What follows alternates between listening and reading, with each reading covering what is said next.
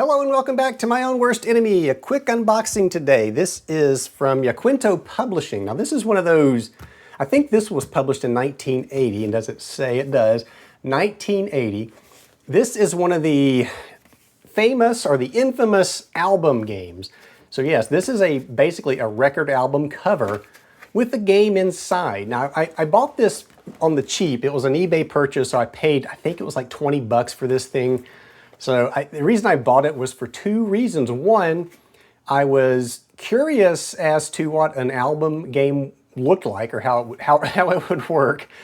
And two, actually probably the more important reason was number two, this is a game that is not tied to a historical event. So this game is a generic beachhead invasion of some island in the South Pacific. So there's no history tied to this.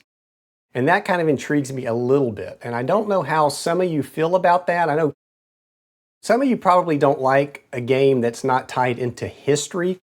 But for me, there's still history here in that you're conducting, and I can't speak for this game, but the idea that you have a game that isn't tied to a historical event is intriguing to me because one, you don't have any preconceived notion as to how the battle is going to turn out or how it turned out historically. And the warfare here is a different type of warfare than, modern day. So you're having to approach, and I'm hoping the game does this, but you're having to approach this invasion using the tools that you had in World War II in the 1940s. And, you have to come up with a strategy, a plan of how you're going to take a position or achieve your goals. There's no history to rely upon to, okay, well, we know that these forces hit the beach, they advanced, and then they went to the right and took out whatever, this, that, and the other.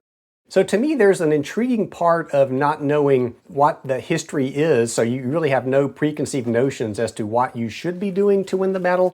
And so I kind of want to investigate that a little bit with a game like this. Maybe it's not this game, but I'm really curious, what are your thoughts on a historical game, or not a historical game, but a game that's based on history, but not necessarily a historical event or battle?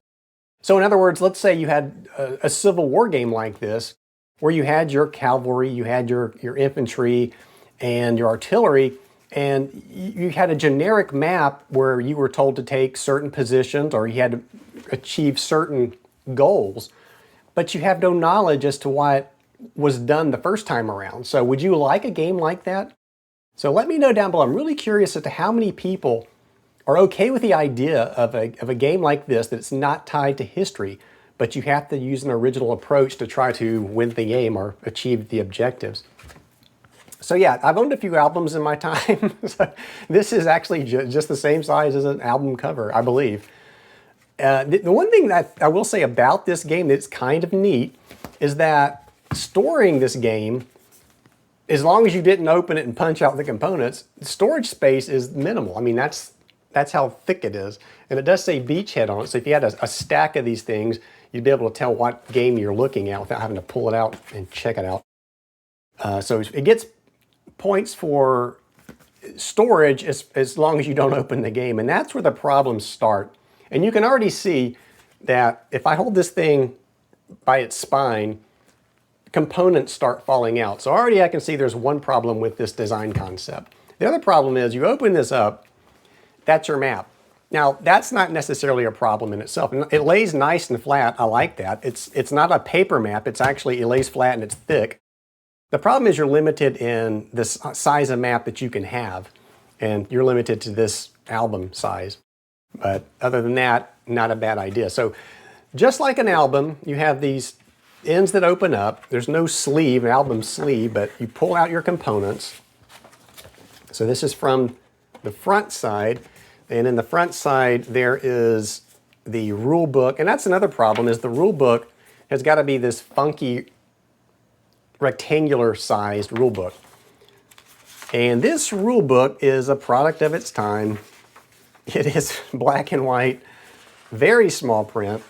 Now, fortunately, I've had cataract surgery and I can read this print easy now. My old eyes would have had a problem reading this, I think. So very basic rules here. By basic, I mean there's not a lot. There's only 12 pages. Then you get into the optional rules. And then there's some hints on play, which is good. And that's, you know, game abstraction. So it'll be interesting to read through this and read the thoughts on why they went for a generic approach versus a historical approach to this. Now, there's some credits down here. So I always try to read some of the credits to these games. So the cover art, that ought to jump out right to you. Anyway, that's Roger McGowan. Roger McGowan's got a book that's out right now. I don't have it. I would love to see it. I'm not going to buy a copy because I'm not huge into artwork, but I would love to take a look at that book because I think his work holds a special place for wargamers in history of wargaming, and some of his artwork is just perfect. In this case, this is a very nice piece of artwork. You know, you've got the looks like the invasion of an island going on, which is what this game is about, but that's a nice piece of artwork. Who designed this? Design, development, and rules, Michael Matheny. Hope I'm saying that right. Michael Matheny. And then there are actually some play testing done here, and I don't recognize any of the play testers, but that shouldn't surprise anyone. Anyway, so yeah, the rule book is just meh. Some player's aid cards. Actually, it looks like a player aid card. A sequence of play, a bombardment table, stacking and landing craft, and some weapons types, some terrain stuff. So it looks like it's all there on one card. Now this is pretty thin paper, so not an impressive player aid card. And then a catalog. The Quinto games, the album games. I mean, I get that they're trying to, and that's another problem. It says down here, dice not included. You can't put dice in something like this. Now, nowadays, it's not a huge problem. You got so many war games, I can find dice to play this game, no problem. In the 80s, I don't know, that might have been kind of a downer if you didn't get dice in an album game. Swashbuckler, Beachhead, Fast Attack Boats, and Hero. 88, Mythology. I've heard of some of these games, but not all of these games. Oh, well, there's a ton of games in here. So I probably have to go through and check out some of these. So CV, I have this one on order even as we speak. I'm intrigued by the concept of CV. And I will do an unboxing as soon as that arrives, and we'll do some comparisons perhaps to some other games. Now, I'm looking at this, and I thought this was the first Yaquinto game that I own. It is not. I own Time War.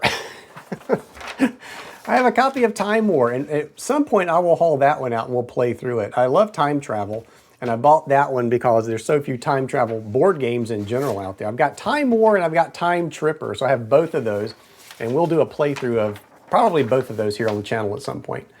The Ironclads, Murfreesboro. So there's several games in here, so I'll have to check some of these out. And then we get to the other side. Well, we've already got our map. You've seen that. So the counters must be in here, and they are. So let's pull those out and take a look. And we'll leave the game board set up so you can admire that as I do this. As far as the game board goes, not very impressive artwork on this. Very basic. Just some colors and some splatterings of colors. It is fairly easy to see the hex numbers on this. And then the counters, oh boy, the counters. Nothing special about these counters. They look very, very 1980s. Actually, they look very 1970s just almost, except they do have the set of NATO symbols. You have some attempt at artwork on here. It actually kind of looks like the up front artwork a little bit to me.